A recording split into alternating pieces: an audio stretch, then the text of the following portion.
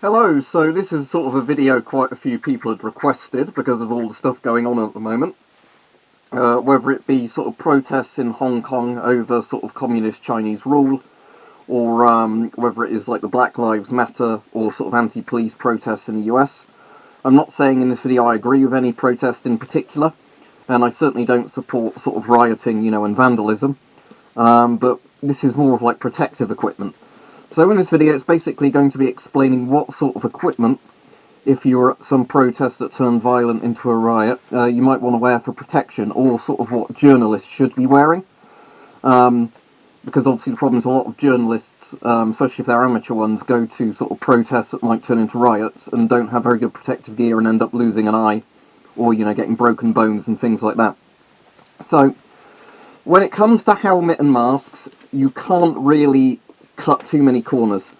Obviously, if you can get a proper respirator, that's a great thing. If you can't, what you're going to have to do is, try and improvise one. For protection from tear gas, you mostly want a particle respirator, but it doesn't hurt to have, combination filters and everything else. But obviously at the moment, with all the corona stuff, it's hard to find masks. I'm aware of that, so we're not going to spend ages talking about masks in this video. Now, in terms of helmets, you can buy surplus Riot helmets online. But I'm assuming a lot of people don't want to do that. So what you can do is a construction hard hat in bright colours would protect your head. Obviously, the main thing I'm thinking is people throwing bricks, rocks, things like that, to protect your head from, getting a skull injury. So in that regard, what you definitely want some head protection. So the lightest I would go is a construction hat. If that's a bright colour and you're, a press video journalist, that would probably be quite good. You can also go for rock climbing helmets. They're another similar thing. If you wanted something that offered the level of protection of a Riot helmet, but didn't necessarily look like a Riot helmet, you could go for a motorcycle helmet. Because motorcycle and motocross helmet are designed, so if somebody falls off a bike at speed, hits their head on the concrete, they probably won't die. So they offer very similar protection to Riot helmets, which are designed to protect the wearer from incoming, thrown projectiles and people hitting them with, basically melee weapons. So that's that. So what would you wear in terms of body protection? I've not put anything on this video because I wanted to talk about improvised things, not the actual Riot armour I've got. Now, the best possible thing, lots of people have brainstormed for this in videos, has been motocross armour, or again, like motorcycle armour. The reason being, if you get decent quality motorcycle armour, it's designed to protect you if you fall off a motorbike at speed. So it's exactly what you want to cushion you from, impacts. So the main dangers in a Riot type scenario is that you could lose an eye from basically things like rubber batons or sort of beanbag rounds and flashbangs and that being thrown, and projectiles going flying.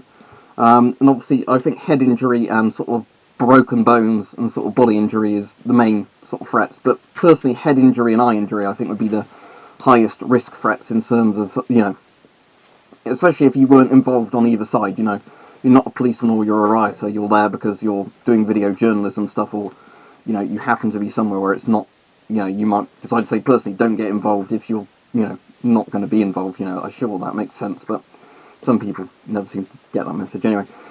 So, in terms of body protection, I would always say stuff like motocross armour or motorcyclist armour is the best stuff.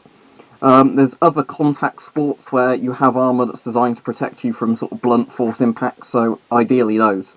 But for the most part, basically you just want padding. Like obviously police and that normally wear like a stab-proof or a ballistic vest with padding added to it, and shin guards and all the things like that. For a regular person, if you're not out looking for trouble, you're just documenting it, all you really want is padding, because that basically stops a round hitting you as hard if it's a baton round or whatever else. But the main thing to, I'd say, bear in mind always is, if you've not got a respirator that's got a strong face piece, you're going to want a helmet with a face shield, whether that be a Riot helmet or whatever else. You can also get gardener's helmets, which have like a mesh face shield, and that's certainly better than nothing. But I'd say motorcycle helmets, for the most part, are the best alternative, but bear in mind, motorcycle helmets probably won't work with a respirator, so you're going to have to take different factors into account. What respirator you've got, how good protection the respirator is, does it have a polycarbonate, eye shield or whatever? If not, or even so, if it was a proper Riot, I definitely want something where you can reinforce that with another face shield and a helmet.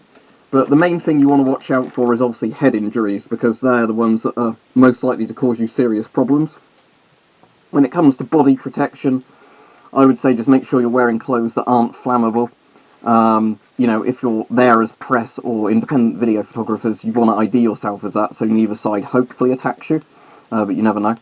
And then in regards to, you know, body protection, I would say the best thing you can get, unless you can find the surplus Riot armour, but again, you probably don't want to look like a cop if you're there as a video journalist, because you don't want people attacking you who have a problem with the police. You probably just want to be wearing some sort of motorcycle-style padded armour, you know, motocross or motorcyclist armour that's designed so if you fell off your bike at speed, you're not going to break as many bones or, you know, cut yourself up as badly. So hopefully that's helpful, because at the moment a lot of people with all the protests going on are saying, what could I wear in theory to protect me from, you know, like, stuff that's quite indiscriminate, you know, where if rocks start flying, you know, or, you know, flashbangs or, you know, stun grenades start going off, there's a chance of bits of shrapnel flying around. You know, it doesn't really matter if you're wearing a press outfit at that point, something could still hit you. So, that would be my recommendations. Obviously, with helmets, as I said, it's a bit more specific, but when it comes to body armour, any decent, like, motocross style, you know, motorcycle armour should be good enough for, because you're not directly being targeted. The idea is that it just softens any blunt force impacts if something hits you.